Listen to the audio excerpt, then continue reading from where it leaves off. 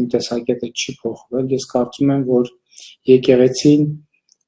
եւ պետությունը անջատ են եւ պետությունը չպետք է խառնվի եկեղեցու գործերին, ես որպես Հայաստանի Հանրապետության վարչապետ շարունակում եմ հետևել այս դիրքորոշմանը եւ համոզված եմ դրանում, որ վարչապետը եկեղեցու գործերին չպետք է խառնվի։ Մայրաթոր Սուրբ Էջմիածնի պաշտոնական հրատարակություն կանոնների պաշտոնական ժողովածու։ Այս ժողովածուն ասում է, որ օրինակ Կտրիչ Ներսիսյանը կաթողիկոս չի ինքը իրավունք չունի հաղորդակցվել մեր եկեղեցու սրբությունների հետ։ Կտրիչ Ներսիսյանը պետք է հեռանա, ես այս ամբիոնից ասել եմ, տարբերակ չկա։ Մենք կգնանք